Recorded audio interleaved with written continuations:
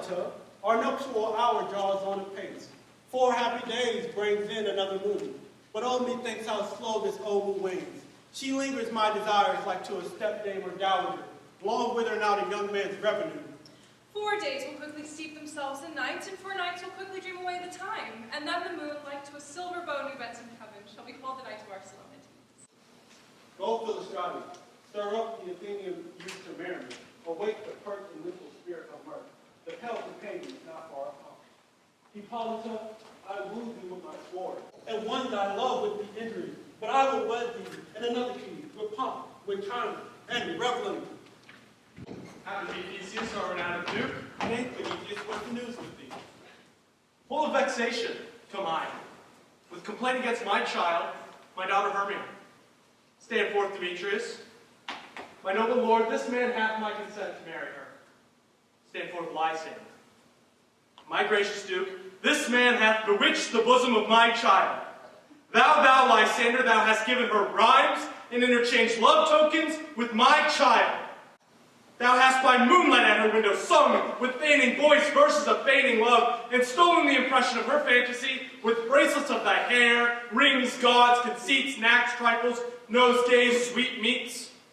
Messengers of strong prevailment in unhardened youth. With cunning hast thou filched my daughter's heart, and turned her obedience, which is due to me, to stubborn harshness. And be it so, she will not hear before your grace consent to marry with Demetrius.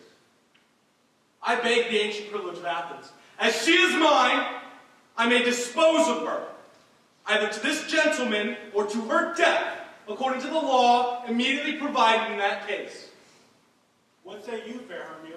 Be advised, fair maiden, for unto you, your father's word should be as a god. Demetrius is a worthy gentleman. So is Lysander. In himself he is, but wanting your father's voice, the other must be held the worthier. I would my father look with my eyes. Rather with his eyes much with your judgment look. I too entreat your grace to pardon me. I know not by what power I am made bold, nor how it may concern my modesty in such a presence here to plead my thoughts. But I beseech your grace that I may know the worst that may befall me in this case if I refuse to wed Demetrius. Either to die the death, or forever endure society of man. Question your desires. Examine well your blood. Whether he yield not to your father's will, you can endure the larvae of a nun, to undergo such a maiden pilgrimage, withering on the virgin's own, grows, lives, and dies in single blessedness. So I will grow, so live, so die, my lord, ere will I yield my virgin patent unto his lordship, whose unwished yoke my soul consents not to give sovereignty. Take time to pause, and by the next new moon, the silly day betwixt my love and you, for everlasting bond of fellowship.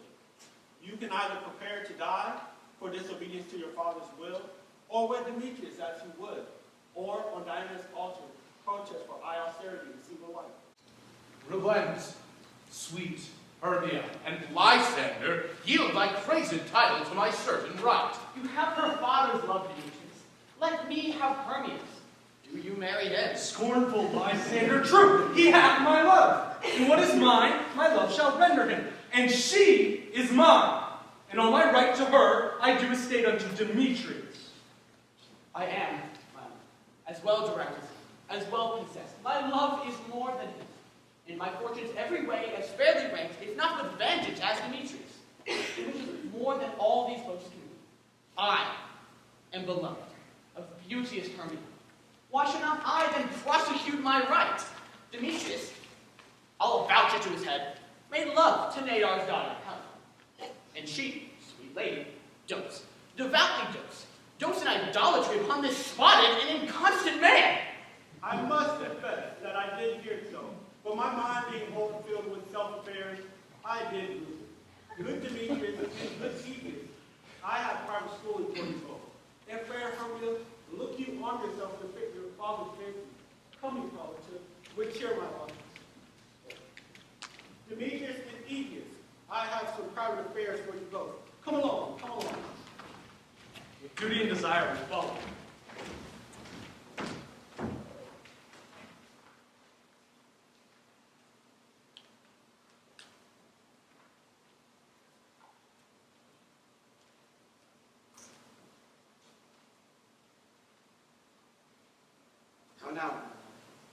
white is your cheek so fair? How chance the roses there do fade so fast? Be like for want of rain, I could well redeem them from the tempest of my eyes. Ay, me, for aught that I could ever read, could ever hear by tale or history, the course of true love never did once. But either he was different in blood, No cross, too high to be enthralled too low. or else he was graft with respect of years, Despite too old to be engaged too young. or else it stood upon the choice of friends. Oh, hell! To choose love by another's eyes? Or there were a certain choice.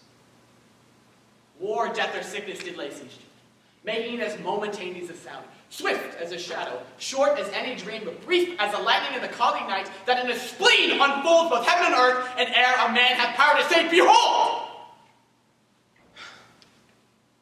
The jaws of darkness do devour.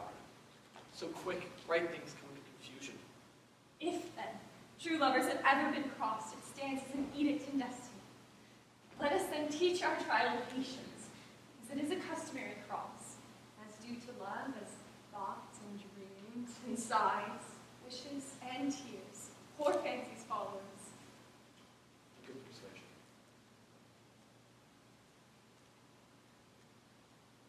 Therefore, hear me.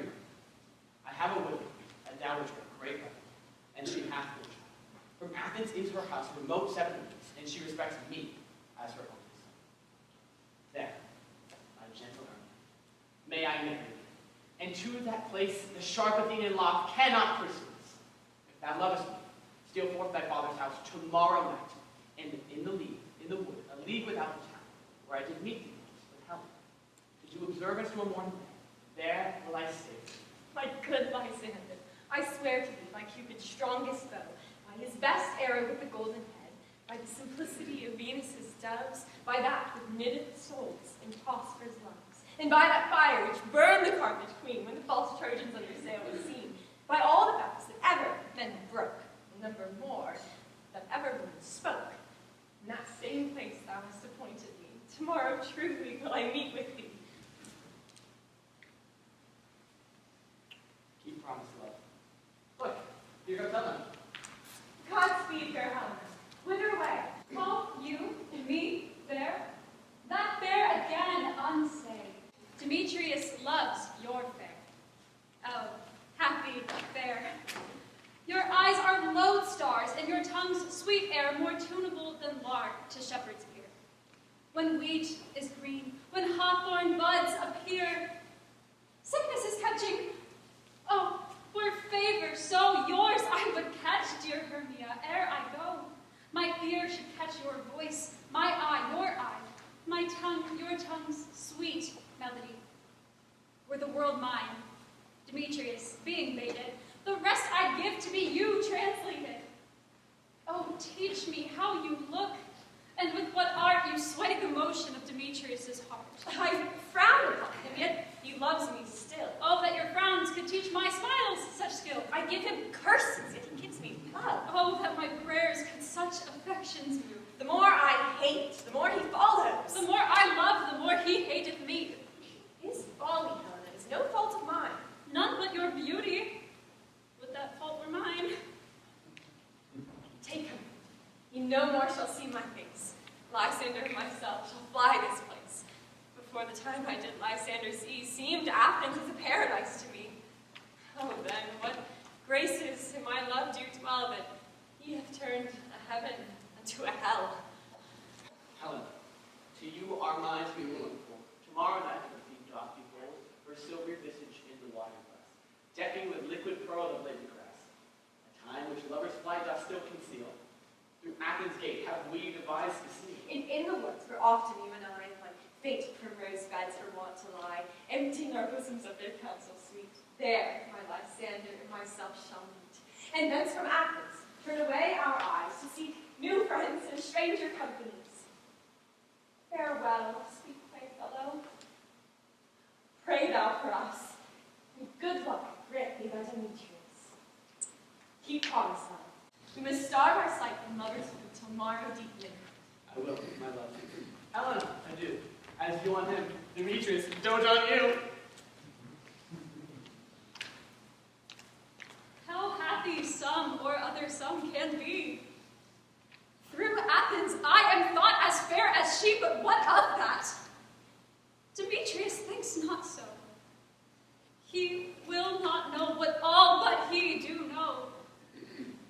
And as he errs, doting on Hermia's eyes, so I, admiring of his qualities, things base and vile, holding no quantity. Love can transpose to form and dignity. Love looks not with the eyes, but with the mind, and therefore is winged Cupid painted blind. Nor hath love's mind of any judgment, taste, wings and no eyes, figure, unpitied haste. And therefore is love said to be a child, because in choice he is so oft beguiled.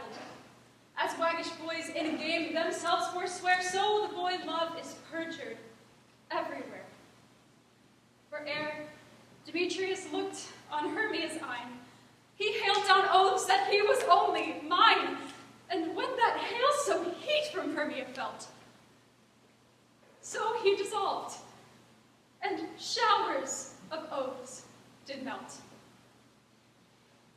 I will go tell him of fair Hermia's flight. Then to the wood will he tomorrow night pursue her. And for this intelligence, if I have thanks, it is a dear expense. But herein mean I to enrich my pain, to have his sight thither and back again.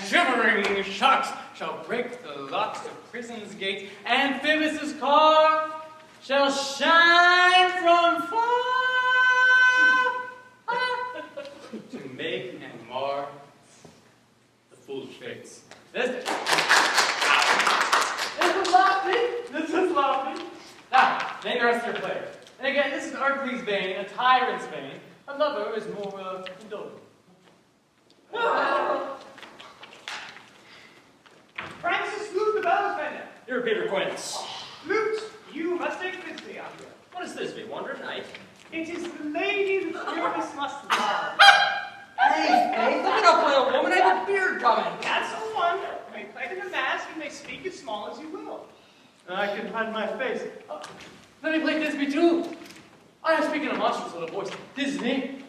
Oh, Pyramus, my melody, and give me dear lady. No, you must play Pyramus. Flute, you Disney. Well, proceed. Robin Stockman, Taylor. Here, Peter Quince. From Stockman, you will sit down to call Disney's mother. Tom Stockman, Tinker. Here, Peter Quince. Tom Stout, you, Pyramus' father, myself, Disney's father. Come to join us. You lions, right? And brought up as a play, didn't it? Happy the lines were written for you to be given me for I slow them. You may do the extempore, for it is nothing but roaring. Roar! Roar! Roar! Let me play the lion too! I'll play the lion too. I can roar. That will make any man's heart good to hear me. I will roar. I will make the Duke say, oh, let him roar again. Let him roar again. And you should do it too terribly. You would frighten the Duchess and all the ladies, and then they would hang us all. I grant you, friends, if you frighten the ladies out of their wits, they would have no more discretion but to hang us. But I will aggravate my voice so that I will roar you as any sucking dove. I will roar you unto any nightingale. You may play no part save Pyramus. For Pyramus is a sweet-faced man, a proper man as one would see on a summer's day. A most lovely, gentlemanlike man. Therefore, you must needs play Pyramus. Well, I wondered. What beard am I best to play, Jim? Why would you? Well, I could play your straw-colored beard, or your orange tawny beard, your purple and gray beard, your French brown-colored beard. Your perfect yellow. Some of your French crowns have never heard at all, and then you. But masters, here are your cards. And I am to request you, entreat you, and desire you to come and by tomorrow night and meet me in the Duke's Wood, a mile south of town, to rehearse my new one. Or, should we meet in the town, we'd be dogged with company and our devices enough. In the meantime, I will drop a bill of property, such as our play walks. I pray you fail me not. We will meet, and there we will rehearse most obscenely and courageously. Take pains, be perfect. Adieu. At the Duke's Oak we meet. Enough! Hold or got posters.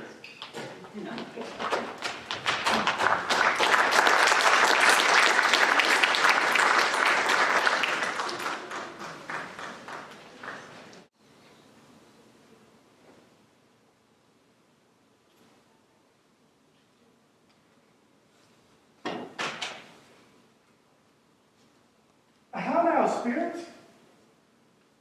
Whither wander you? Over hill, over dale, through bush, through briar, over park, over pale, through flood, through fire. I do wander everywhere, slipping in the moon sphere, and I serve the fairy queen to do her orbs upon the green. The cowlets tall, pictures be, in those blue coat spots you see.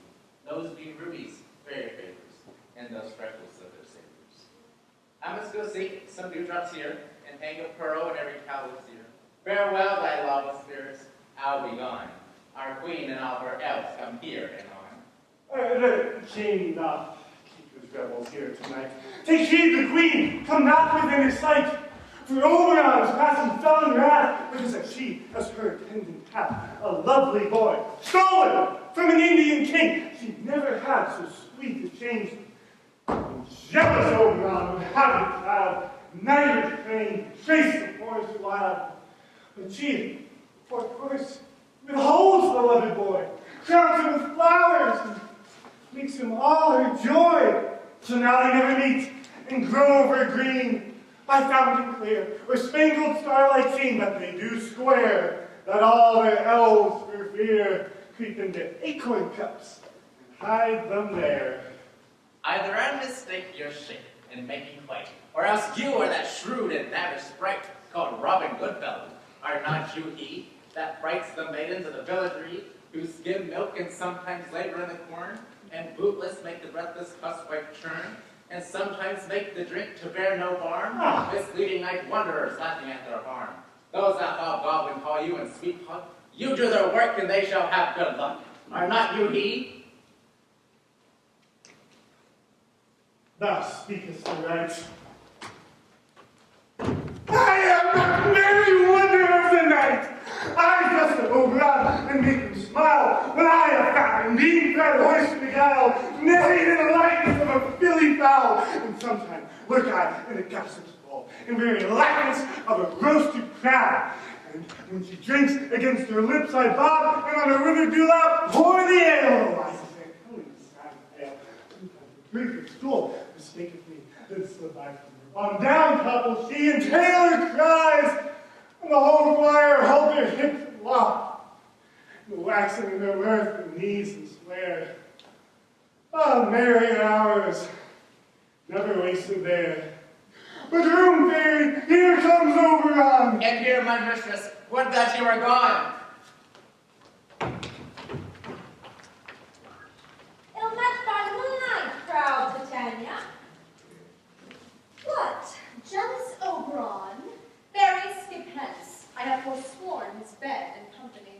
Tarry, Rathbonton, am not I thy lord? Then I must be thy lady. But I know when thou hast stolen away from fairyland and in the ship of Corin sat all day, playing on pipes of corn and forcing love to amorous Phillida. Why art thou here, come from the farthest deep of India? But that, forsooth, the bouncing Amazon, your buskint mistress and warrior love, to Theseus must be wedded, and you come to give their bed joy and prosperity?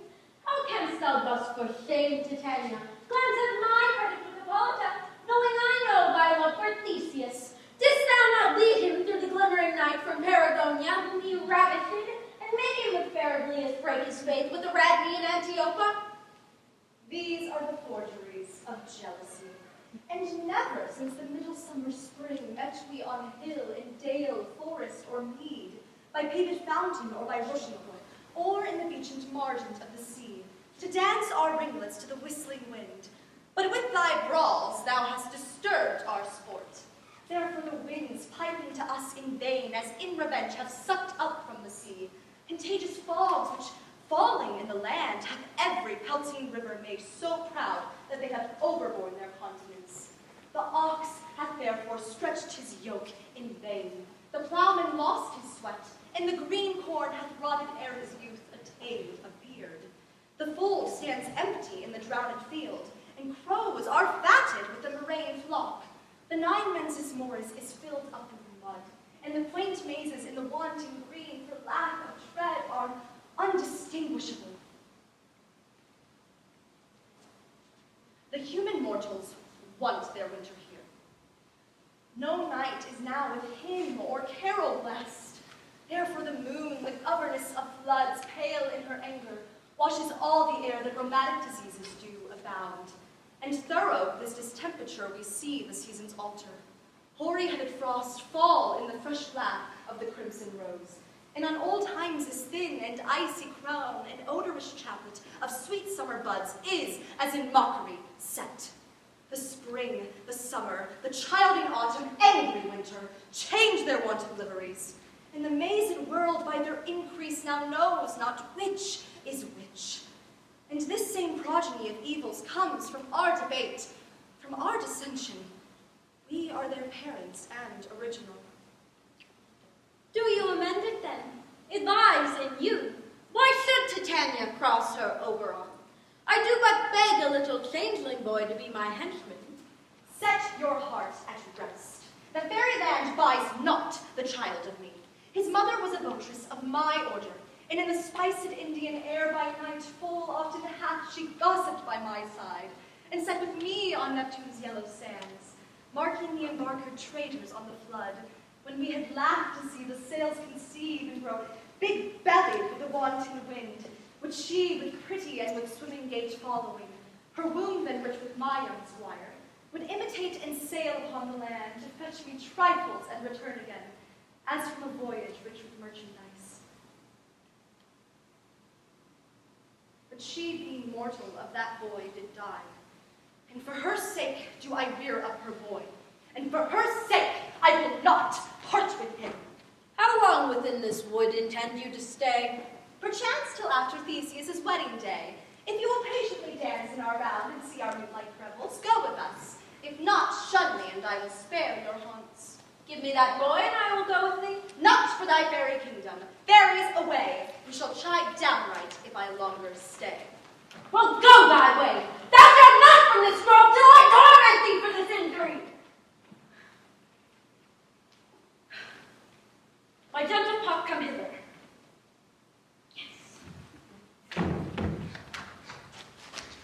Thou rememberest, since once I sat upon the promontory and heard a mermaid on dolphin's back, uttering such dulcet and harmonious breath, that the rude sea grew sibyl at her song, and certain stars shot madly from their spheres to hear the sea maid's music.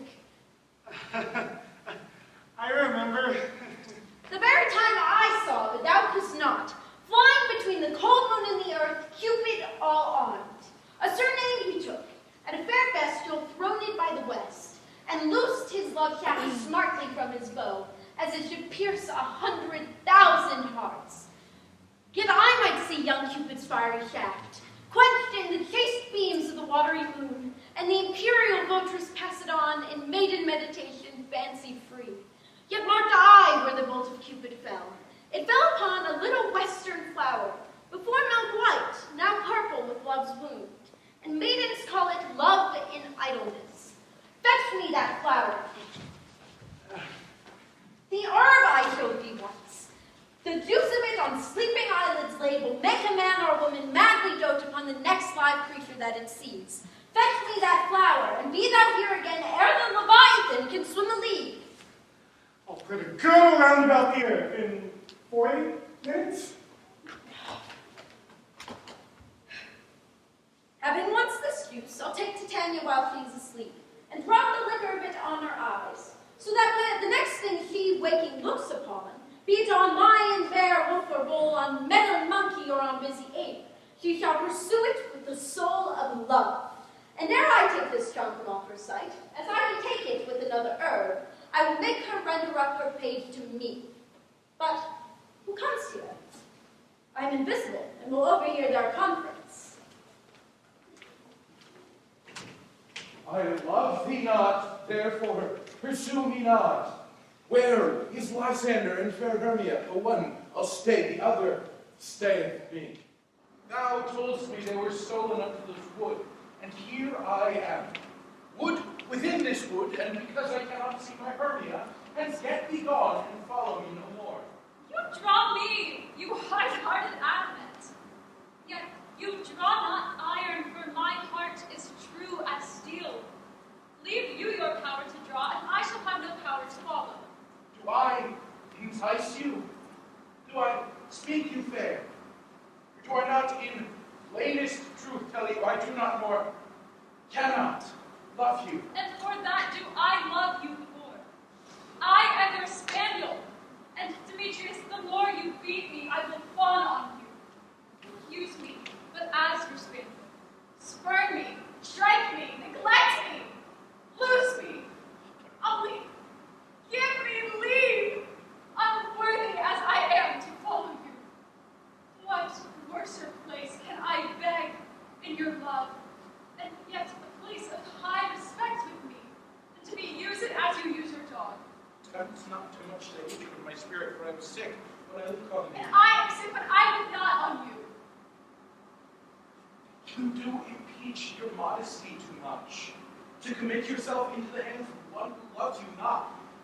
To trust the opportunity of night and the ill counsel of a desert place with the rich worth of your virginity. Your virtue is my privilege, in that it is not night when I do see your face. Therefore, I think I am not in the night, nor doth this wood lack worlds of company when you and my respect are all filled. How can it be said, I am alone when all the world is here to look on me? I will run from thee and hide me in the grace, and leave thee to the mercy of the wild beasts. The wildest hath not such a heart as you. Run if you will, the story shall be changed. Apollo flies, and Daphne holds the chase. The dove pursues the griffin. bootless speed when cowardice pursues and valor flies. I will not say thy questions. Let me go, or if thou follow me, do not think I will do thee but mischief in these woods. I, and the temple, the town, the field, you do me mischief. Why, Demetrius? Your wrongs do set a scandal on my sex. We may not fight for love as men may do. We were made to be wooed, and we're not made to woo. I'll follow thee, and make a heaven out of hell to die upon the hands I love so well. Fare thee well then. Ere you do leave this grove, thou shalt fly, and we shall seek thy love. Hast thou the flower there? Welcome, wanderer. Aye, there it is. I pray thee give it me. An old bank where the wild thyme blows, where ox lips and nodding violet grows, white over canopy with luscious woodbine, with sweet musk roses and with eglantine. There Titania sleeps sometime in the night, lulled there in these flowers with dances and delight. And there the snake throws her enameled skin, weed wide enough to wrap a fairy in. And with the juice of this I'll streak her eyes and make her full of hateful fantasies. Take thou some of it, and seek through this grove. A sweet Athenian lady is in love with a disdainful youth. Anoint his eyes, and thou shalt know the Athenian man by the garments he hath on, and effect it with some care, so that he may prove more fond upon her than she upon her love. And look thou leave me ere the first cock crow. Fear not, my lord. Your servant shall do so.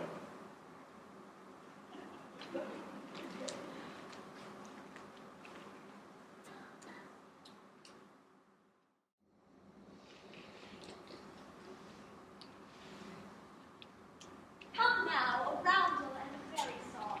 Then for the third part of a minute hence. Some to fill cankers and musk-rose buds. Some war with the reaver mice for their leathern wings, to make my small elves coats. And some keep back the clamorous owl that might be hoots and wonders at our quaint spirits. Sing me now a speak, then to your offices and let me rest.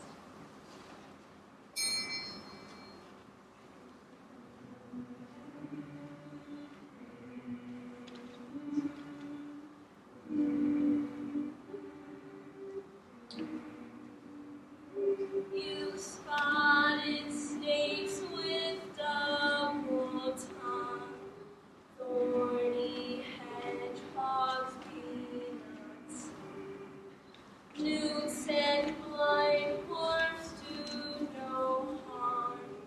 Come not near our fairy queen.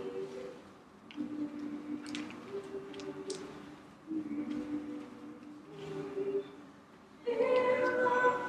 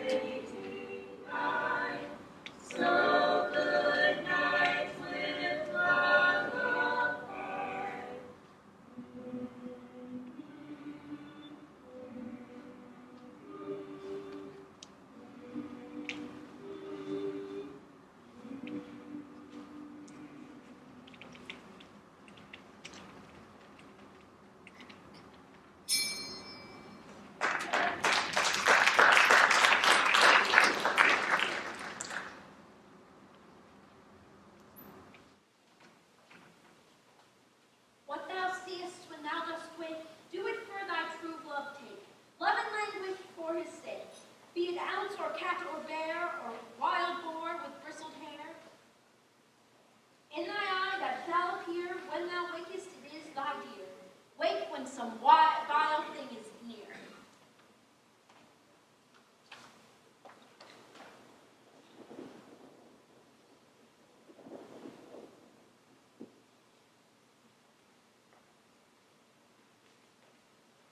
Fair love, you faint with wandering in the wood, and his feet trod, I have forgotten. Rest aside, if you think it good, it will tear into the comfort. Be it so, Lysander. Find you out of bed, for I upon this bank shall rest my head. One turf shall serve as pillow for us both. One heart, one bed, two bosoms, and one troth. Nay, good Lysander, for my sake, my dear, lie further off, do not lie so near. Oh, take the sense, sweet, of my innocence. Love takes meaning where love's conquered. I mean that my heart unto yours is knit, so that with one heart we can make of it. Two bosoms interchained with an oath, so then two bosoms and a single troth. Then by your side no bedroom need deny. For lying so, honey, I do not lie. Lysander riddles very pretty lie. Not much beshrew my manners and my pride. Hermia meant to say Lysander lied, but, gentle friend, for love and modesty lie further off than human modesty. For such separation becomes a virtuous bachelor and a maid. So far, be distant. Good night, sweet friend. Thy love ne'er alter till thy sweet life end. Amen, amen. To that fair prayer say I. And life, when I end loyalty. Here is my God. Sleep give thee all his rest. With half that wish, the wishes eyes be kept.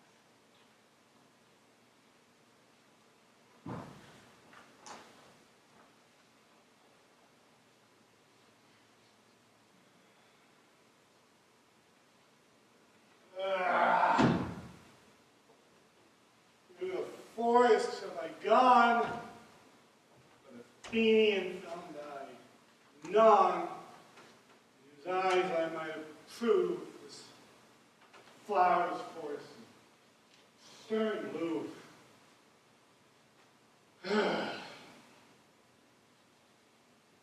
Night, silent! Who is here? Weeds of Athens! He doth where? This, see, my master say, despise it. I've been being made. Oh. And hear maidens sleeping sound on the dank and dirty ground. Pretty soul, she durst not lie. Ne'er this lack love, this kill turn aside. Sure, upon my eyes I throw all the power is charmed out though. When thou wakest, thou takest true delight. Let love forbid sleepless seat on my eyelid. So awake when I am gone, for I must now to Oberon.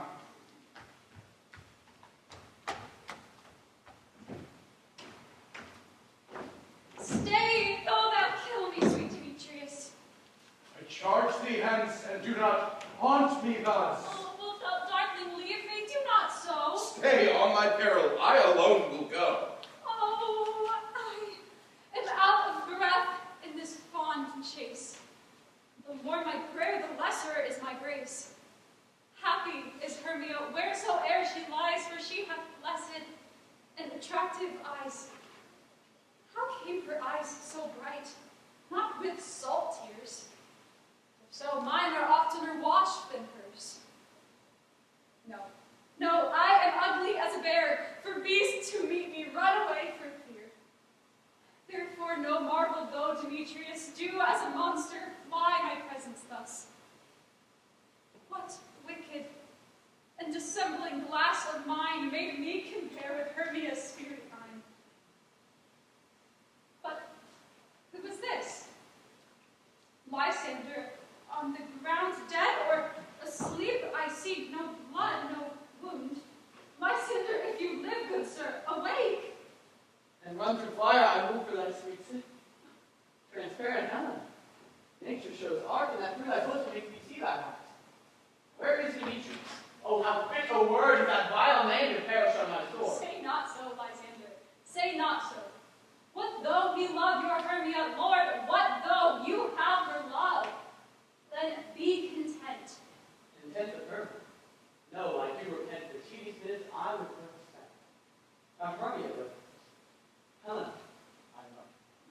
nor not change array before it does. The will of man is by his reason swayed, and reason says, you are the worthier man. Things growing are not ripe until their season, so I being young, till now ripe not to reason.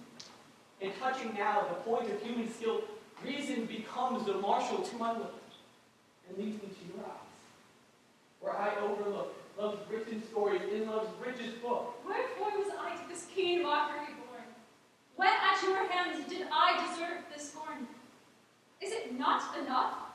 Is it not enough, young man, that I never did, no, nor never can, deserve a sweet look from Demetrius' eye? But you must flout my insufficiency? Good troth, you do me wrong. Good sooth, you do, in such disdainful manner me to move. But fare you well, perforce I must confess, I thought you lord of more true gentleness. Oh, that a lady of one man refused, should of another therefore be abused. She sees not Hermia. Hermia sleep thou there, and never mayest come Lysander near. For as the surfeit of the sweetest things, the deepest loathing to the stomach brings. Or as the heresies that men do leave, are hated most by those they did deceive. So, my surfeit and my heresy, if all be hated but the most of me. In all the powers address your love and might to honor Helen, and to be her knight.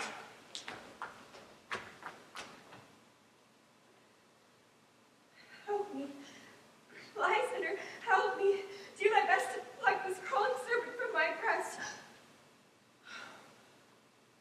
I need for pity. What a dream was here. Lysander, look how I do quake with fear. I thought a serpent ate my heart away, and you sat smiling at his cruel prey. Lysander! What? Removed. Lysander, Lord! What? Out of hearing? Gone? No sound, no word. Alack, where are you? Speak, and if you hear, speak of all loves. I swoon almost with fear. No. I well perceive you are not nigh. Either death or you I'll find immediately.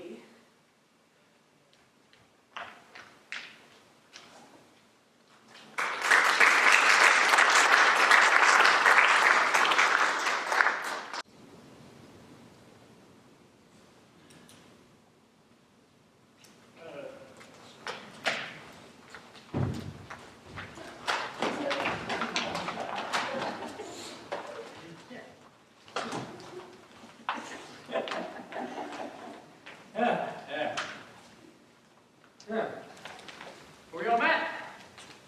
Pat. And here's a marvelous convenient place for our rehearsal. This green plot shall be our stage. This hawthorn brickyard's our house, and we shall do it in action as we shall do it before the duty. Oh, Peter Quince, What sayest thou, Bully Father? there are things in this comedy of Pyramus and Bisbee that will never please. First, Pyramus must draw a sword to kill himself, which the ladies cannot abide. How to do that? Fire like in a parlous spear! I would think they must leave the killing out when all is done.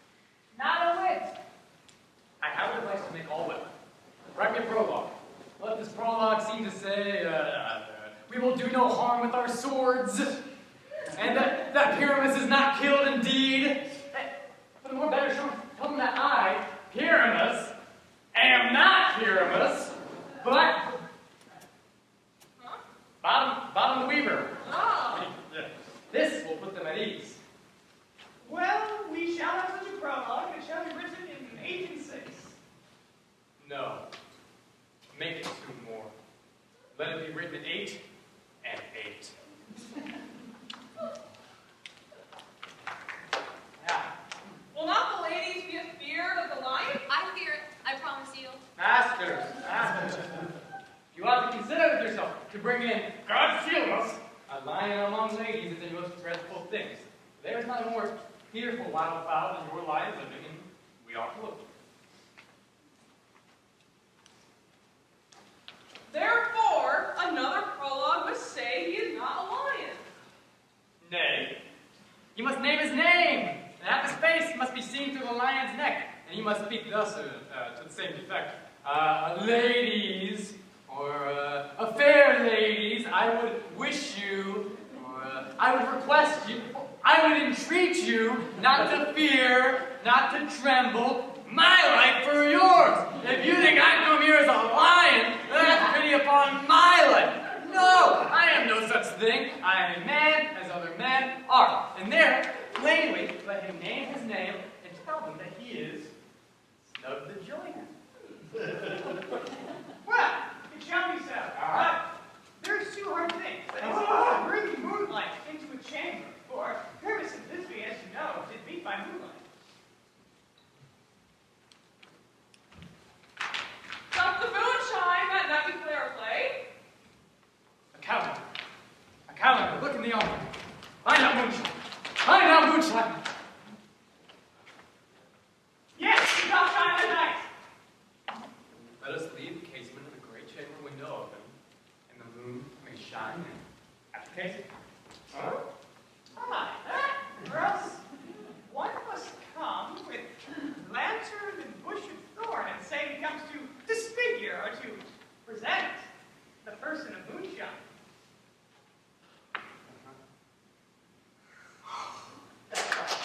Then there is another thing. We must have a wall in the great chamber, for Purvis in Thisbe says the story and speak through the changeable wall. You can never bring in a wall. What say you, Gotham? No man or other must present a wall. And let him have some plaster, or some rough cast, or some loam about him to signify wall. Or let him put his fingers thus, and through this hole may Purvis and Thisbe whisper. If that be so, then all is well. Come, sit down. It's time to rehearse your parts. Purvis, you begin. When you've spoken your speech, enter into that break. Yep. And so every man according to his cue. What, haven't been homespun till we swagger in here? So near the cradle of the fair queen? What? A play, Lord? I'll be an auditor, an actor too, perhaps, if I see cause. Purvis, you begin. Thisbe, stand forth. Thisbe, the flowers odious savors. Odors, savors sweet. So at thy breath, my dearest, Thisbe dear, but hark, a voice, stay now but your while, and by I will to thee appear. A strange appearance that ever played here.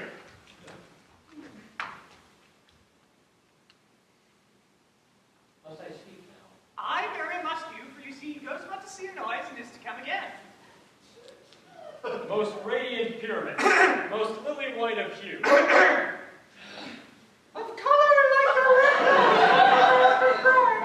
most crispy June irony, most lovely June, as true as horse, and yet would never tire. I'll meet thee, Pyramus, and Ninny's too. Ninus is two men. Why, you must not speak that yet. That you answer to Pyramus. You speak your part all at once, cues and all. Pyramus, your cues past, it is never tired. Oh. As true as horse, and yet would never tire. If I will bear Thisbe, I will only die. Oh, monsters of the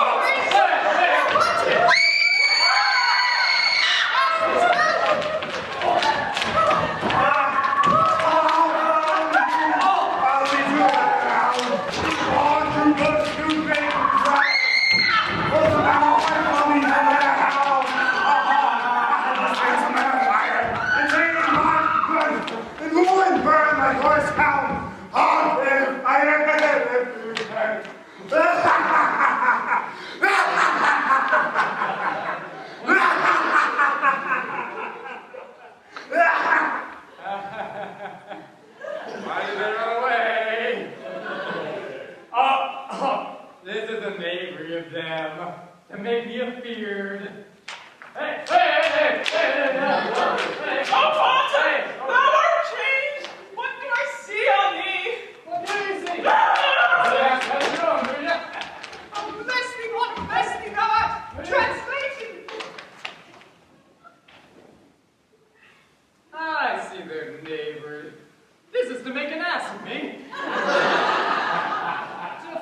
me if they could. But I will not be afeared. Do what they can. I will walk up and down here, and I will sing, so that they may see I am not afraid. The bosom cock so black of hue, with orange tawny rim, the throstle with its note so true, the wren with little quill. What angel wakes me from my flower? That is the sparrow and the lark, the plain-sung cuckoo gray, whose note so many a man doth mark, and dares not answer nay. Oh, surely, what kind of man would put his whip to a bird? Why give the bird a lie, though he cags, cuckoo never so. Gentle mortal, sing again. Mine ear is much enamored of thy note, so is mine eye enthralled to thy shape, and thy fair virtue's force perforce doth move me on the first view to say, to swear, I love thee. Aha. Methinks, mistress, you should have little reason for that. And yet, to say the truth, reason and love keep little company together nowadays,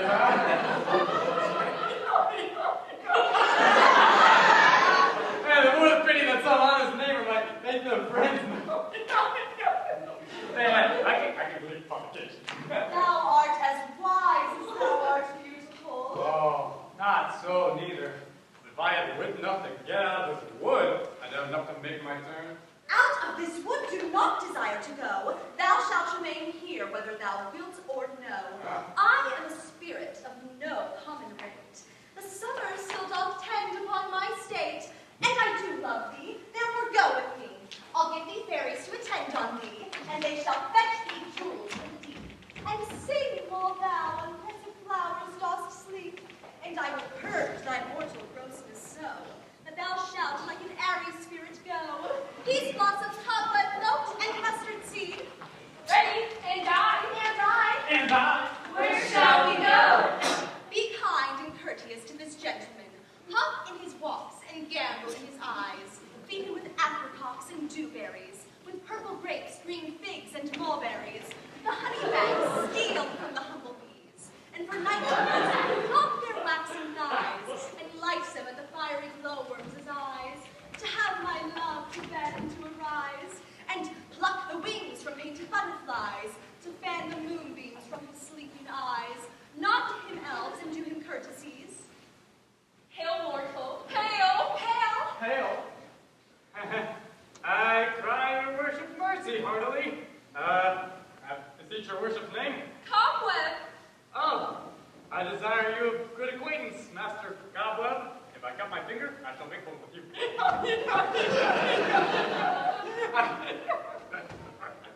And, your name, sir? Peas blossom.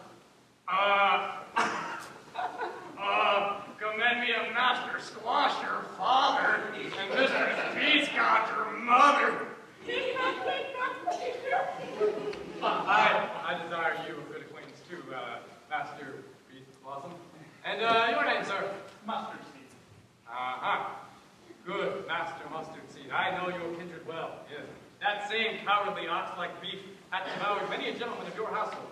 I assure you, your kindred's eyes have made my eyes water ere now. I desire you a good acquaintance too, Master, Mustard Seed. Come, wait upon him, lead him to my bower.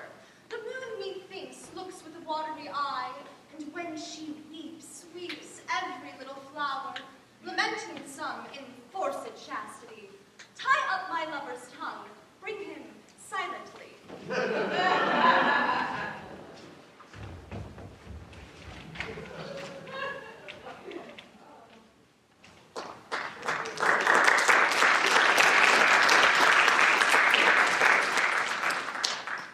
I wonder if Titania be awake, and what it was next that came into her eye that she must dote on in extremity.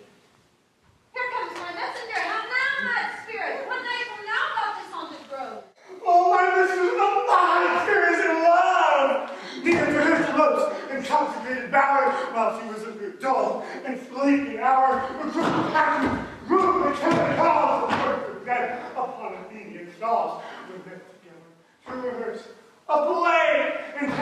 great Theseus is numpty all day. The shallow thick skin of that barren sort, who peers presented in their sport, forsook his scene and entered in a break. When I did him at this advantage take, and asses and all, I fixed it on his head. Anon, his Thisbe must be answered, and forth my minute comes. When they do fly, as wild geese of the creepy foul eye, or rusticated shots, mane, forth, rising corn, and the guns report. Shower themselves and madly sweep the sky. For out of sight, away these fellows fly. And at our stand, here over and over would fall. He murder cried, and help from Athens calls. Their sense thus weak, lost, with fears thus strong, made senseless states, begin to do their wrong. For briars and thorns of their apparel snatch, some sleeves, some hats, from yours all things catch. I led them on in this distracted fear, and left sweet fears translated there, when in that moment, so it came to pass. Titania waked, and straightway loved an ass. This spells out better than I could devise, but hast thou yet lacked the Athenian's eyes as I did bid thee do? I took him sleeping, that is finished too, and the Athenian woman by his side, that when he wake of force he must be eyed. Stand close, this is the same Athenian. Oh, this is the woman, but not this the man. Oh, why rebuke you him that loves you so, laying breath so bitter on your bitter foe? Now I would try, but I should use thee worse, for thou, I fear, hast given me cause to curse. If thou hast slain Lysander in his sleeping, o'er shoes in blood, and plunge in the deep, then kill me too. The sun was not so true unto the day as he to me. Would he have stolen away from sleeping Hermia? I'll believe as soon as whole earth may be bored, and that the moon may through the center creep, and so displease her brother's noontide with the antipodes. It cannot be, but thou hast murdered him. So should a murderer look, so dead, so grim.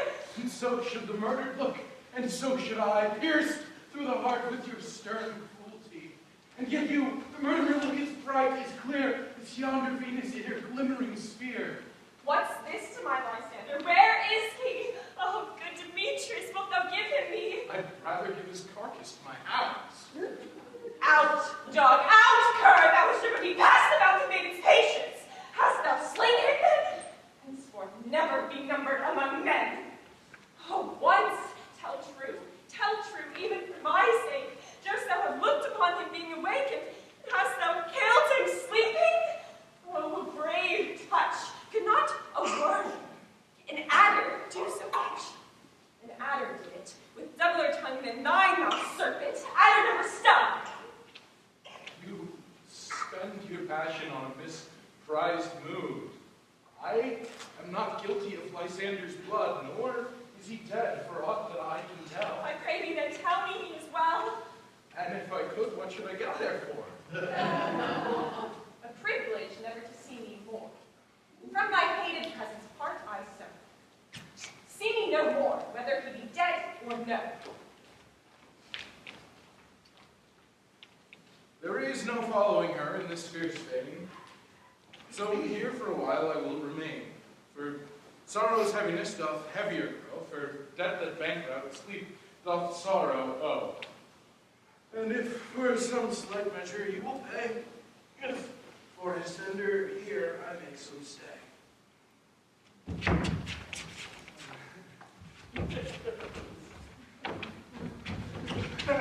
What hast thou done? Thou hast mistaken quite, and laid love use on some true love sight. Of thy misprison must perforce ensue. Some true love turned, and not false turned true. Or then fate overrules it. One man only tough, a million fail. Confounding oath on oath. About the wood goes swifter than the wind, and Helen of Athens look thou find. All fancy 60 is in pale of here, with sighs of love that cost the fresh blood dear. By some illusion, see thou bring her here.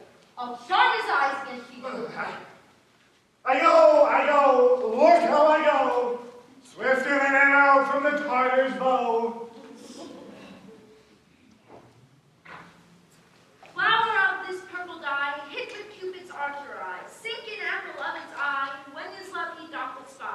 Let her shine as glorious lie as the Venus of the sky. When thou wakest, if she be by, beg of her for remedy.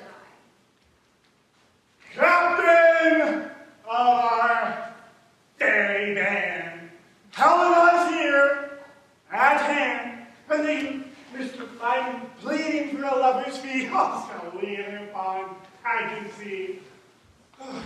Lord, what fools these mortals be. Stand aside, the noise they make will cause Demetrius to awake. Ah, then we'll two at once woo one, and that must needs be. Spoil loads.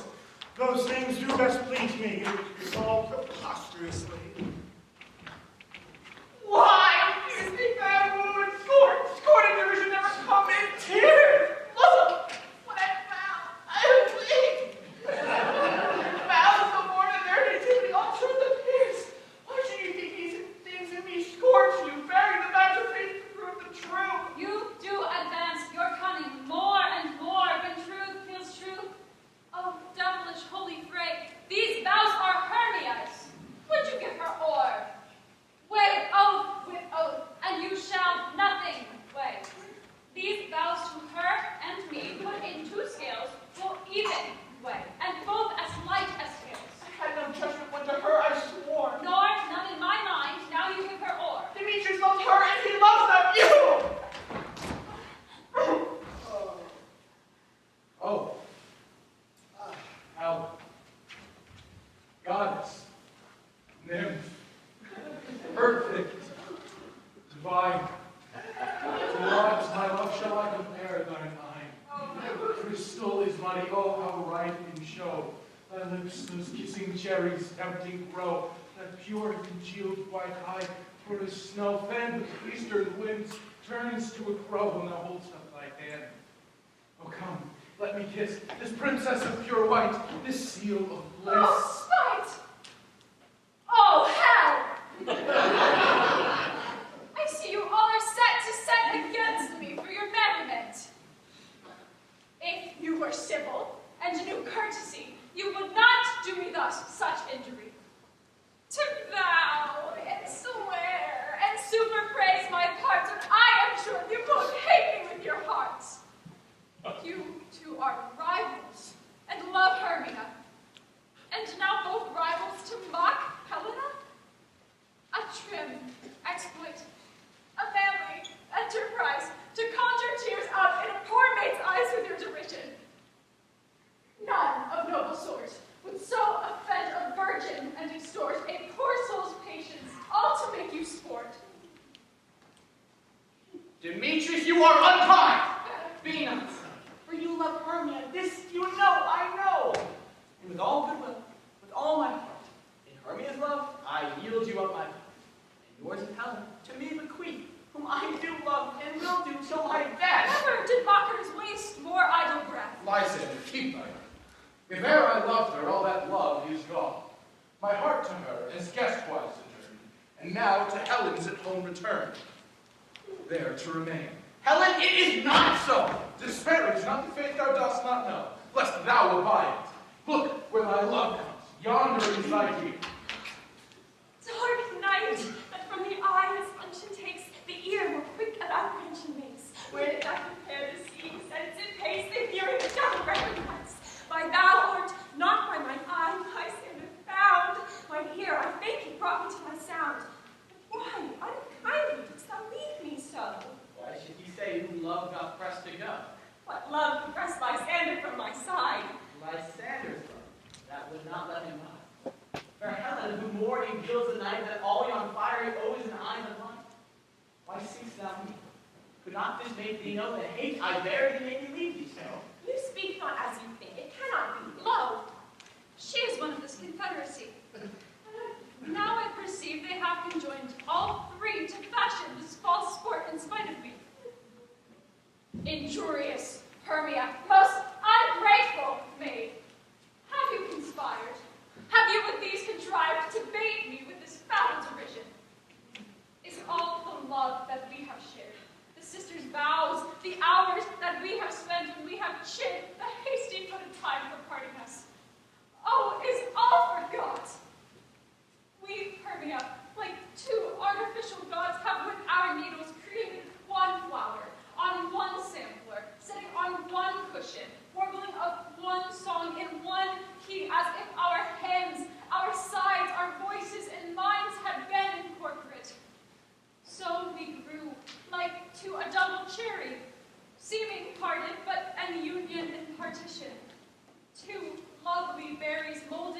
on one stem, so with two seeming bodies and one heart, two of the first, like coats and heraldry, due but to one and crowned with one crest. And will you rent our ancient love asunder to join with men in scorning your poor friend? 'Tis not friendly, 'tis not maidenly, our sex as well as I may chide you for it, though I alone do feel the injury. I am amazed at your words.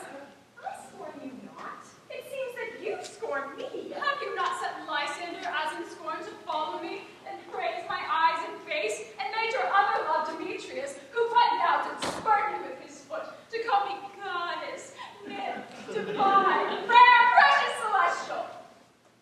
Wherefore speaks he this to her he hates? And wherefore doth Lysander deny your love so rich within his soul, to tender mere force of affection, but by your setting on, by your consent? What though I be not so embraced as you, so hung upon with love, so fortunate, but miserable most to love unloved? This you should pity rather than despise. I understand not what you mean by I this. do. Persevere, counterfeit sad looks, make mouths upon me when I turn my back, wink at each other, harmless sweet chestnut! This sport, well carried, shall be chronicled. And if you have any pity, grace, or manners, you would not make me such an argument. But fare you well. 'Tis partly my own fault, which death or absence shall soon remedy. Stay, gentle Helen. Hear my excuse, my love, my life, my fair Helen. Oh, excellent! Sweet, do not scorn her so. She cannot entreat, I can compel. Thou canst about no more than she. Thy threats have no more strength than her weak prayers. Helen, I love thee. By my life I do. I swear by that which I would lose for thee. To prove in falseness that I love thee not. I say, I love thee more than he can do. Then withdraw and prove it too. Quick, come. Lysander, where's your tinsel then? Away, you still! No, let's seem to break loose. Take on as you would fold, yet come not, you're a tame man. Go! And up, thou cat, thou bird, thou vile thing! Let loose, or I'll shake thee from me like a serpent! Why have you grown so rude? What change is this, sweet love? Thy love! Out! Tawny Tartar! Out! Loathed medicine! Oh, hated potion hence! Do you not just? Yes, sir, and so do you. Demetrius, I'll keep my word with thee. I would I had your bond, for I perceive a weak bond holds you. What? Should I strike her? Hurt her? Kill her dead? Although I hate her, I'll not harm her so. What?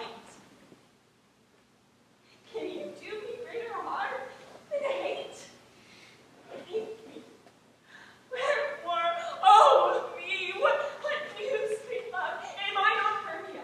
Are you not Lysander? I am as fair as I was erewhile. Since night you loved me.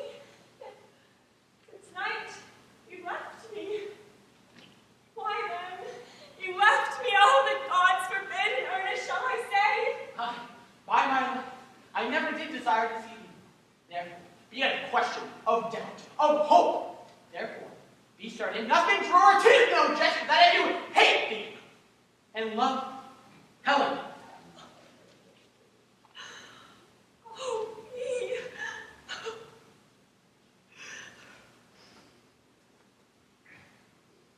You, juggler. You, canker possum, you thief of love. What, have you come by night and stolen my love's heart from Helen? Iron faith, what? Will you tear impatient answers from my gentle tongue? Fie, fie, you counterfeit, you puppet, you puppet. My son. Ah, that way goes the king. Now I perceive that she hath made compare between our statures, that she hath urged her height, and with her personage, her tall personage, her height pursuit, she hath prevailed with him. And are you grown so high in his esteem because I am so dwarfish and so low? How low am I, thou painted maypole? Speak, how low am I? I am not yet so low, but that my nails can reach unto thine eyes. My friend, though you mock me, gentlemen, let him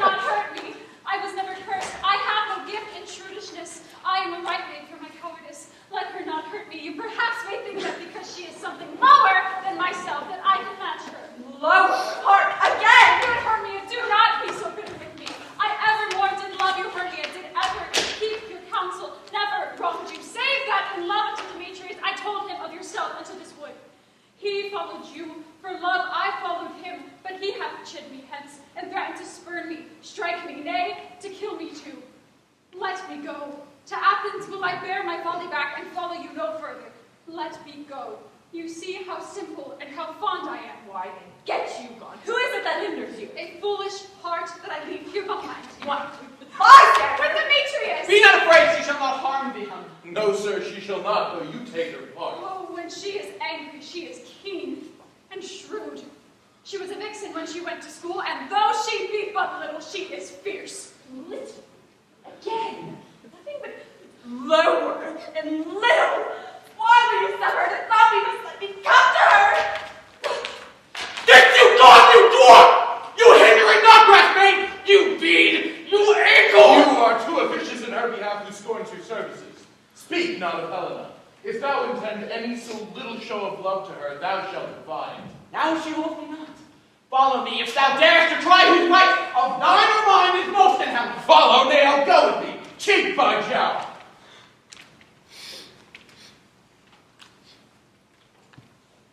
You, mistress. All this coil is long of you.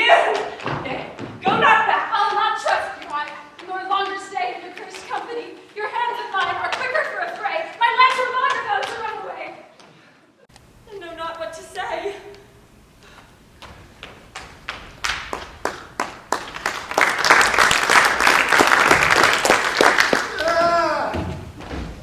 This is thy negligence. Still thou mistakest, or else committest thy knaveries willfully. Believe me, King of Shadows, I mistook. Did not you tell me I should know the man by the Athenian garments he had on? And so far blameless proves my enterprise that I have anointed an Athenian's eyes, and so far am I glad it so did sword. This their jangling eye esteem sport. Thou seest these lovers seek a place to fight. Hide therefore, Robin, overcast the night. The starry Vulcan cover thou anon with drooping fog as black as Acheron, and lead these testy rivals so astray as one come not within another's way. Like to Lysander, sometime bring thy tongue, and stir Demetrius up with bitter wrong, and sometime rail thou like Demetrius, and from each other look thou lead them thus, till o'er their brows death counterfeiting sleep with leaden legs and fatty wings doth creep. Then press this herb into Lysander's eye, whose liquor hath the virtuous property to take from error from his sight. While I in this affair do thee employ, I'll to my queen and beg her Indian boy, and from her torment I will release from monsters' view, and all things shall be at peace. My fairy lord, this must be done with haste. The night swift dragons cut the clouds full fast, and yonder shrines arise hardier at whose approach. Goes wandering here and there through pumpkin churchyards, damned spirits all, where crossways and floods have burial. All ready to their wormy beds are gone, for fear lest they should look their shames upon. They willfully themselves exile from light, and thus rely consort with black-browed night. But we are spirits of another sort. I with the morning's loving oft made sport, and like a forester the groves may tread, even until Neptune's eastern gate, all fiery red, turns into yellow gold his sulphurine streams. But notwithstanding haste, make no delay, we may effect this business yet ere day. Up and down, up and down. I will lead them up and down. I am feared in field and town. Go, lead them up and down. Oh, here comes one. Where art thou, proud Demetrius? Speak thou now! Here, villains, on and ready. Where art thou? I will meet with thee straight. Follow me then to plainer ground. Lysander, speak again, thou runaway. Thou coward, where art thou fled? What in some bush? Where dost thou hide thy head? Thou coward, art thou dragging to the stars, telling the bushes that thou lookest for wars? And wilt not come? Come, recreant, come, thou child. I'll whip thee with a rod. He is defiled that draws a sword on me. Yea, art thou there? All my voice will shine no manhood here.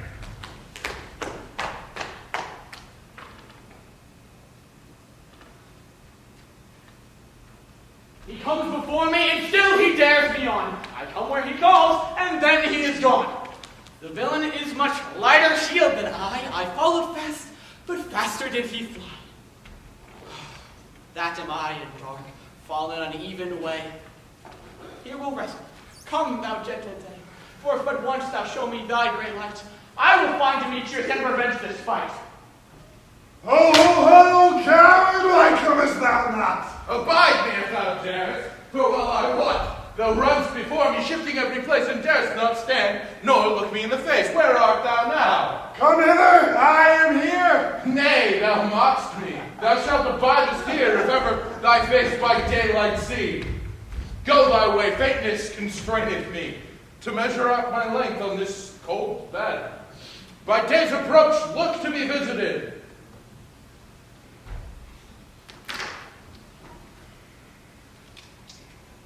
Oh, weary night. Oh, long and tedious night. Abate thy hours. Shine comforts from the east, that I may back to Athens from these that my poor company do detest. And sleep, that sometimes shuts up sorrow's eye. Steal me a while from mine own company. Oh, yet but three. Come, one more, two of both kinds. Makes up four. Oh, here she comes, cursed and sad. Cupid is a knavish lad, thus to make poor females mad. Never so weary, never so in woe, dabbled with dew and torn with briars. I can no further crawl, no further go. My legs can keep no pace with my desires. Here will I rest till break of day. Heavens, shield bystander if they mean affray.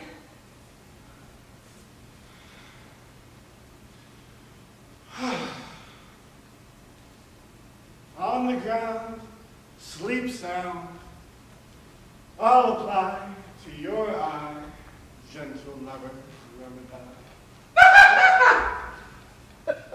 When thou wakest, thou takest true delight in the sight of thy former lady's eye. And the country proverb shall be known, that every man shall take his own, and your waking shall be shown. Jack shall have Jill, not shall go ill. The man shall have his mare again, and all will be well.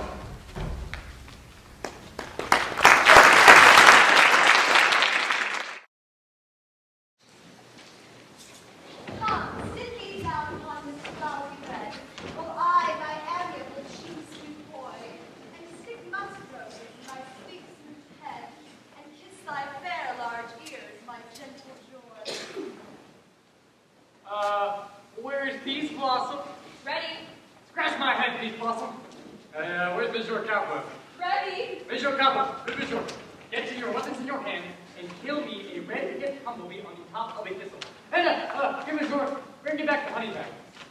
Do not frighten yourself too much in the action, Monsieur. Hey, and make sure you do not spill the honey bag all over you. I will be loath to have you covered in a honey bag, Senor. And, where's Monsieur Mustard Seed? Ready? Give me your knee, Monsieur Mustard Seed. I pray you, leave your courtesy behind. What's your will? Nothing, but to help Cavalier Cowboy to scratch back there. I must to the barber's. Oh, he thinks I'm mortal happy about the face. And I'm such a tender ass. If my hair would tickle me, I must scratch. What wilt thou hear some music, my sweet love? Oh, I have a reasonable good ear in music. Let's have the toms and the bones. Or say, sweet love, what thou desirest to eat. Oh, truly. A technical provender. Oh, I could much your good try out. Thanks. I have a great desire to a bottle of hay. Good hay. Sweet hay. Oh, there's nothing like it. I have a venturous fairy who shall seek the squirrels' hoard and fetch thee new nuts. Methinks I'd rather have a handful or two of dried peas. But let none of you people stir. I have an exposition of sleep come upon me. Sleep now, and I will wind thee in my arms. Fairies, be gone, and be always away. So doth the woodbine with sweet honeysuckle gently entwist the female ivy so, and rings the barky fingers of the elm. Oh, how I love thee! How I dote on thee!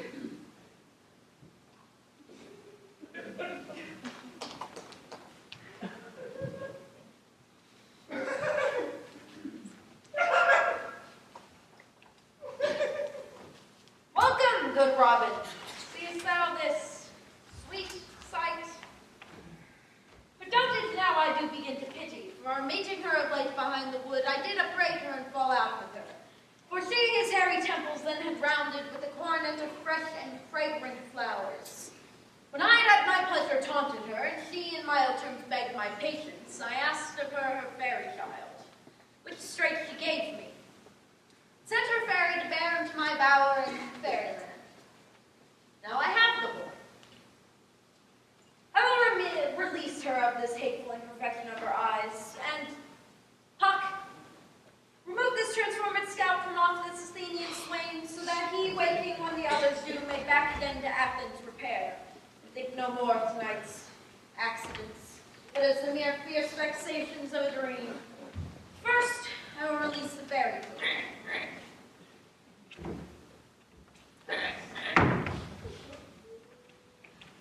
Beest thou was wont to be, seest thou was wont to see. Dine's bud or Cupid's flower hath the blessed power. Wake you, my sweet queen.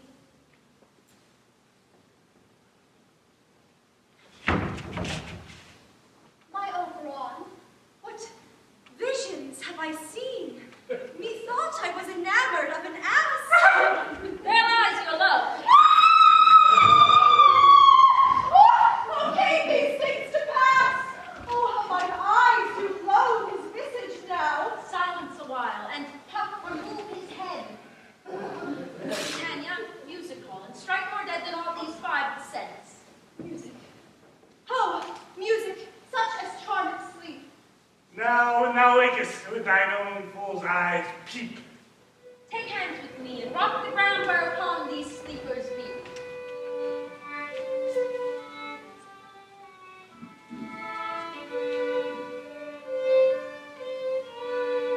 Now that you and I are new in amity, tomorrow night will we solemnly dance and do Theseus' house triumphantly. Fairy king, attend and mark, I do hear the morning lark.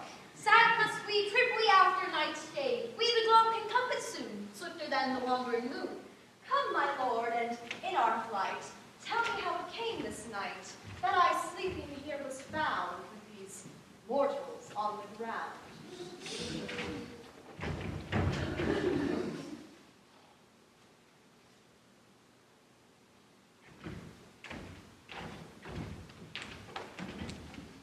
Go, one of you, find the forester, for now our observation is performed. My love shall hear the music of my hounds, and mark the music in conjunction. I was with Hercules in Cadmus once, when in a wood of Crete they made the bear with hounds of Sparta. Never did I hear such gallant tidings, where besides the groves, the skies, the trees, every region near seemed all one mutual cry. I never heard so musical a discord, such sweet thunder. My hounds are Spartan bred, similar to Thessalian bulls, mouths like cowbells. But so, what nymphs are these? My lord, this is my daughter here asleep. This Lysander is this Demetrius, this Helena, old Gators, Helena. I wonder if they're being here together. No doubt they woke up early for the rite of day and heard of our great solemnity. Aegeus, is this not the day Hermia makes her choice? It is my lord. Go bid the huntsman wake them.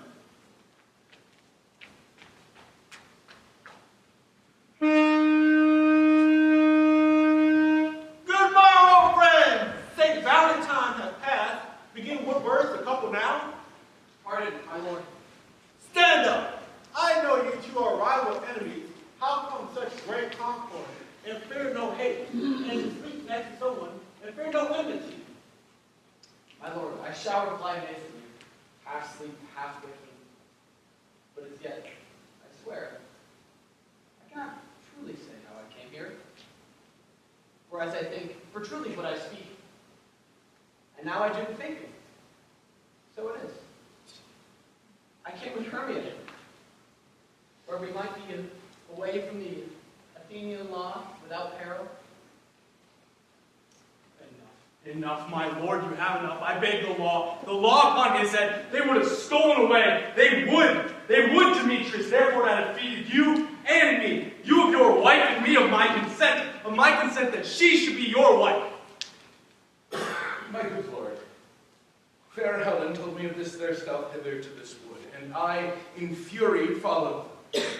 Fair Helen, in fancy, following me, but my good lord, I know not by what power. But by some power it is that my love to Hermia, melted as the snow, seems to me now as the remembrance of an idol god which in my childhood I did dote upon. And all the faith and object of my heart and pleasure of mine eye is only Helen. To her, my lord, I was betrothed ere I saw Hermia, and like a sickness I did loathe this food. But as in health, come to my natural taste. Now I do wish it, love it, long for it, and will forevermore be true to it. Fair lovers, you are now fortunately met. For this discourse, we will hear it none. Aegis, I will overbear your will. These couples will be eternally knit in the ceremony. 3 and 3, a great feast and great solemnity. Come, Hippolyta. These things seem strange and undistinguishable, like far-off mountains turned into clouds. Methinks I see these things with parted eye, and everything seems double. So many things. And I have found Demetrius like a jewel, mine own and not mine own. Are you sure that we are awake? I still think we sleep, we dream. Do not you think the Duke was here and bid us follow him? Nay, and my father. And Hippolyta. And he did bid us to follow to the temple. Why then, we are awake. Let us go. And by the way, let us recount our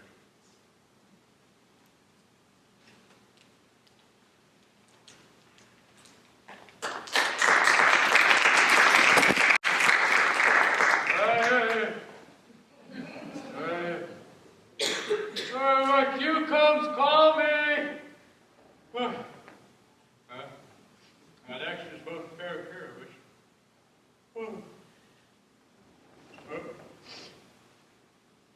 Hey! Oh! Hey, Peter Quince. Flip the ballast bender. Hey, starveling? Huh. God's my life. Stomach here left me asleep.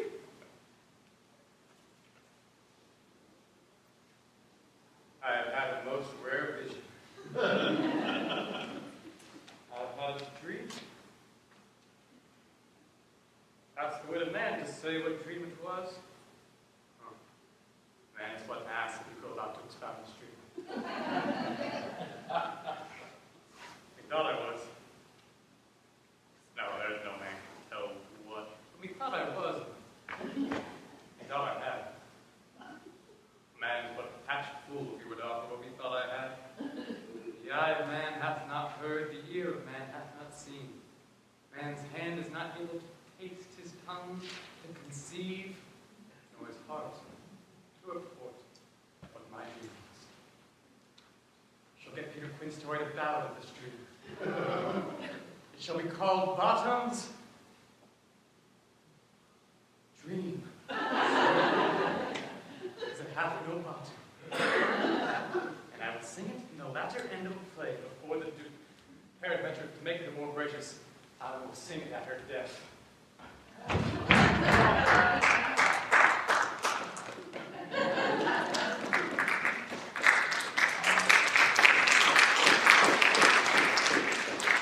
He's at the bottom's house. Does he come home yet? He cannot be heard of. I don't doubt he's transported. We're not bored. Everybody plays Mario. We're not bored. Stop it. It is not possible. You're not a man in all Athens, eh, to discharge Pyramus, but he? No, he hath simply the best one of any handicraft in Athens. Aye. And the best person, too.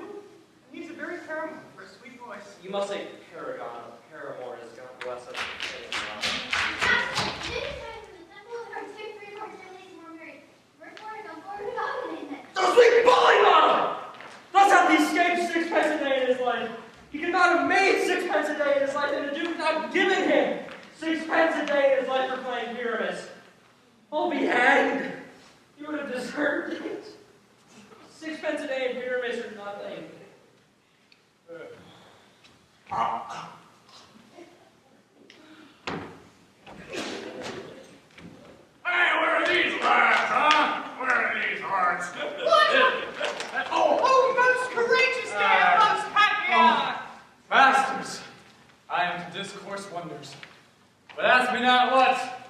I tell you, I'm not sure thinking. I will tell you everything right as it fell out. Oh, let us hear, sweet bottom. Not a word of me. All that I will tell you is, the Duke hath died. Get your apparel together. Good strings to your beards, new ribbons to your pumps. Every man look over his part, be presently at the palace. But the long and short is, our play is preferred. And let Thisbe have clean linen, and let not him that plays the lions tear his nails, for they will hang out as the lion's claws. And, most dear actors, eat no onion, nor garlic, for we are to utter sweet breath. And I do not doubt but to hear the Duke say, it was a sweet comedy. No more words. Go away. Hey! Go away.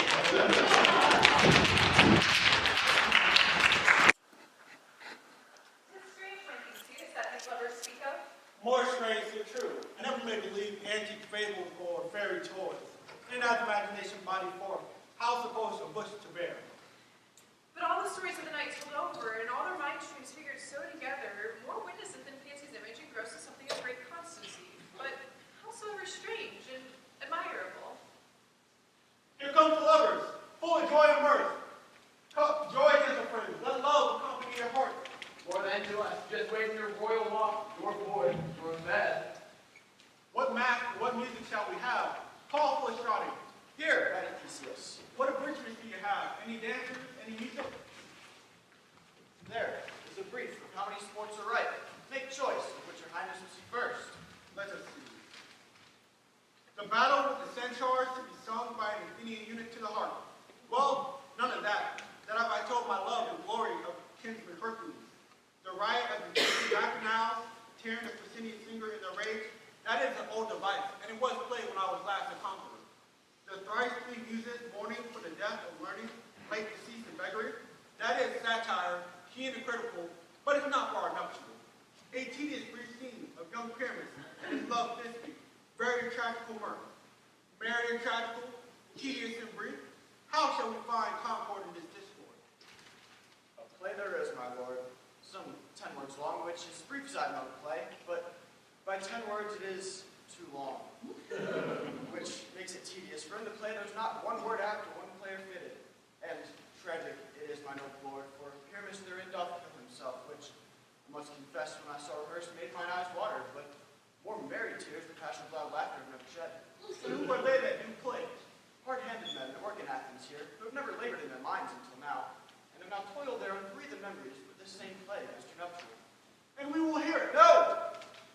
My noble lord, it is not for you. I've seen it over, and it is nothing. Nothing in the world. Unless you can find sport in their intents, extremely stretched and comic cool games to do service.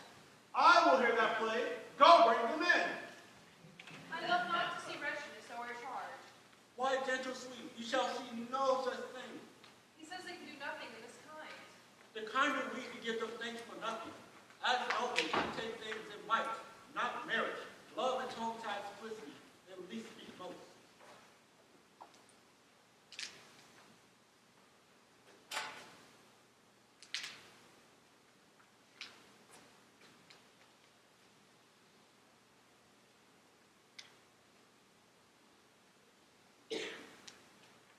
So please, your grace, Let him approach! dress.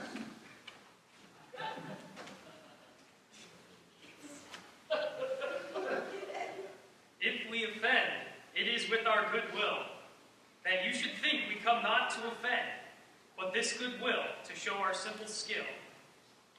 That is true beginning of our end. Consider then, we come but in despite. We do not come as mighty to content you. Our true intent is all for your delight. We are not here that you should here repent you. The actors are at hand, and by their show, you shall know all that you are like to know. This fellow is not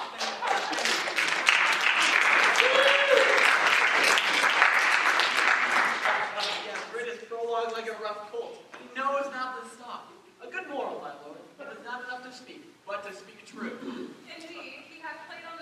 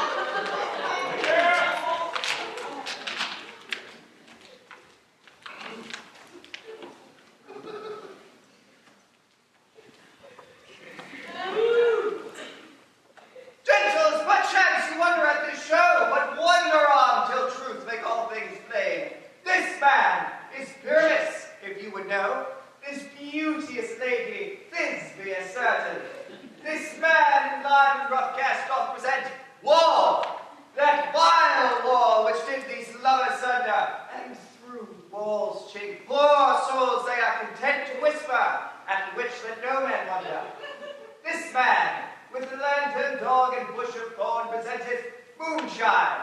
For by moonlight did these lovers think no scorn to meet at Midas' tomb. There to woo. This grisly beast which lieth hiked by day, the trusty Thisbe coming first by night, did scare, or rather did affright. And as she fled, her mantle she did fall, which lion with bloody mouth did stain. Anon comes Pyramus, sweet youth and tall, and lions his trusty Thisbe's mantle slain. Whereat with bloody, blameful blade, he bravely strokes his bloody, boiling breast. And Thisbe, carrying in mulberry shade, his dagger drew and died. For all the rest, lit lion, moonshine wall, and lovers sway, at large discourse, while here they do remain.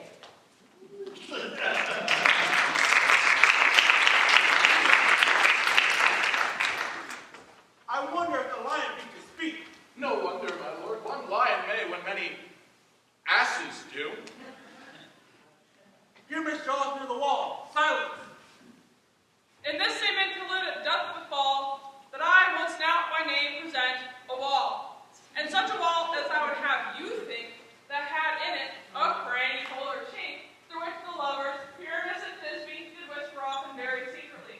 This blown, this rough cast, and this stone doth show that I am that same wall, the truth is so.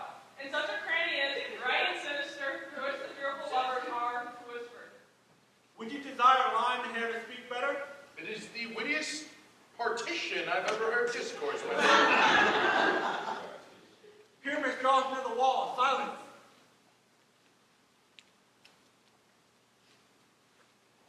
Oh, grim-looking night! Oh, night with hue so black! Oh, night, whichever art, when day is not. Oh, night, alack, alack, alack. I fear my Thisbe's promise is forgot, and thou, O wall, O sweet, O lovely wall, that stands between her father's ground and mine, show me thy cheek. Show me thy cheek to blink through with mine eye.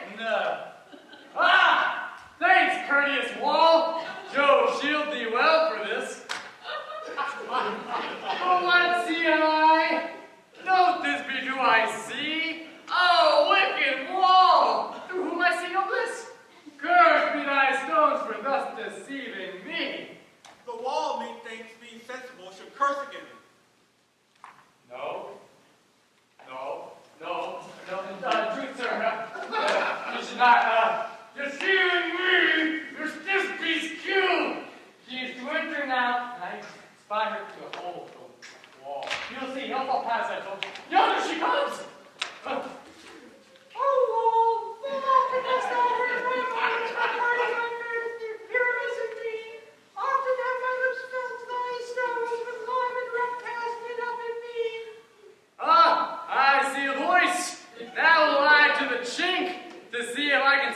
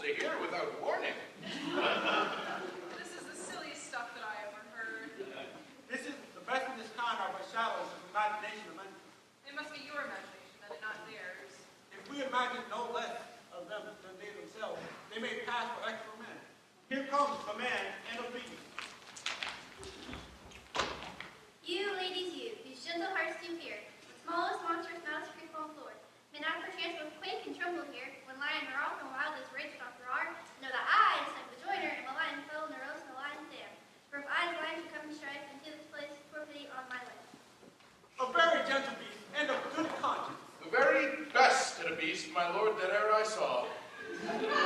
This lion is a very fox for his valor.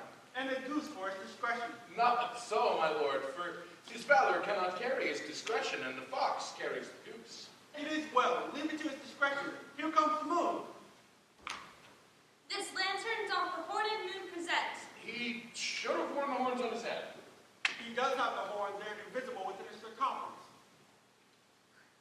This lantern doth the horned moon present. Myself, the man of the moon, do seem to be. This is the greatest error of them all. The man should be in the lantern. How else is it the man in the moon? Not so, my lord. He dares not go, therefore. For you see the candle is already in snuff. I'm weary of this moon. What he would change? It appears that he is in the way. We must stay the time. Proceed, moon.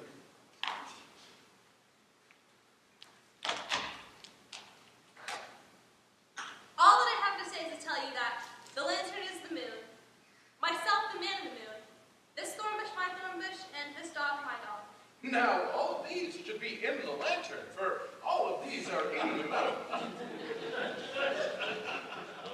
And then came Disney. This is all that is true. Where is my love?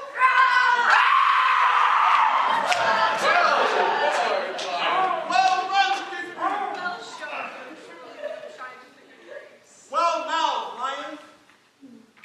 And then came Pyramus. And the lion vanished. Sweet moon, I thank thee for thy sunny beams. I thank thee, moon, for shining now so bright. For by thy gracious, gold, glitter, gleams, I trust to take of truest Thisbe's sight. But stay! Oh, spite! Will mark! Poor knight! What dreadful duel is here? Oh! Eyes! Do you see? How can it be? Oh, dainty duck! Oh, dear! What? Thy little good? Stained with blood. Approach ye furies fell. Come, come, cut thread and drum. Come, quell, conclude, and quell all. Oh. This passion and the death of a dear friend will make any person sad.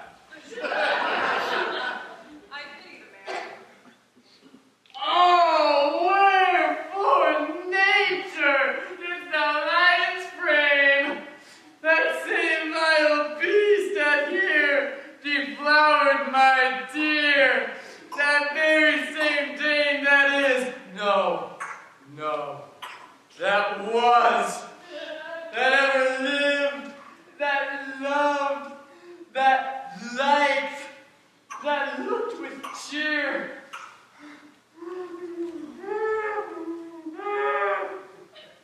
Come, tears! Confound! Out, sword! And wound! That path of Pyramus, aye, that left path where heart doth hop burn.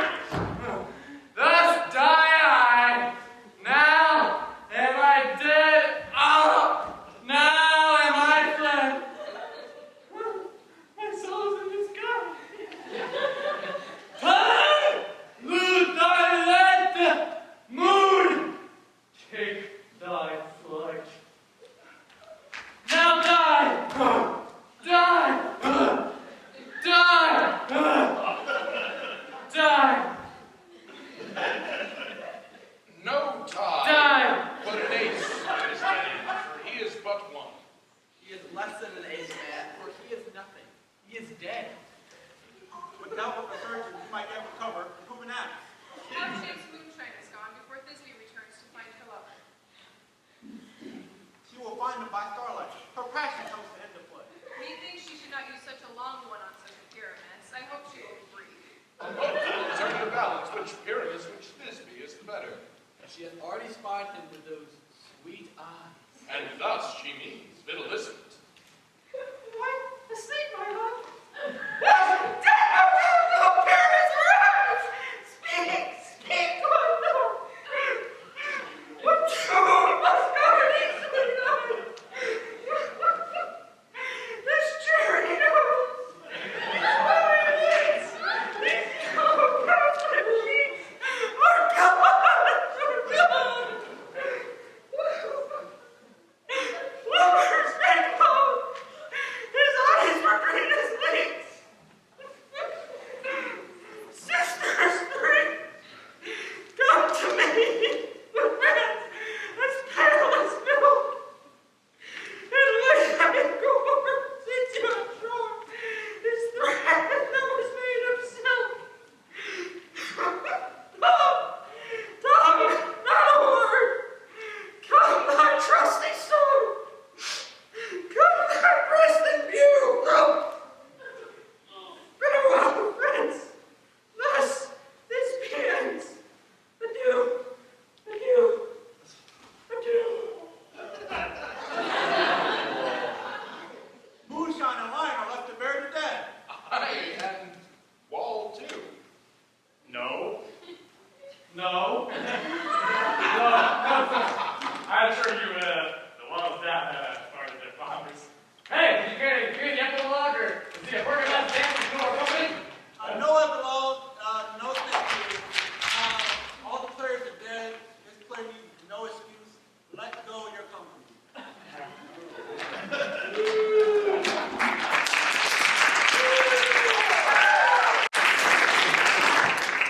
The iron tongue of the midnight hath told 12. 'Tis almost fairy time. Sweet lovers and great friends, to bed we go with nightly revels and new jollity.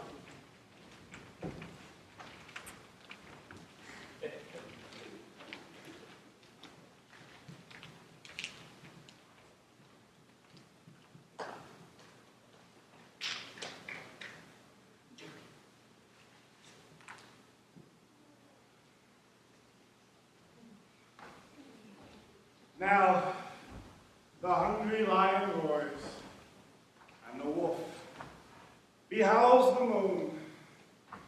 As the heavy plowman snores, all with the weary task begun. Now the wasted brands do glow, whilst the screech owl, screeching loud, puts the wretch that lies in woe in remembrance of the shroud. Now it is the time of night. The graves all gaping wide, everyone lets forth his sprite, through the churchway paths to glide. And we fairies that do run by the triple agates team from the presence of the sun, following darkness like a dream, now our frolic. Not a mouse shall disturb this hallowed house. I am sent with broom before to sweep the dust behind the door. Through the house get glimmering light, by the dead and drowsy fire. Every elf and fairy sprite, have his light as bird from briar. And this ditty after me, sing and dance it tripping. First rehearse your song by rote, to each word a warbling note. Hand in hand with fairy grace will we sing and bless this place.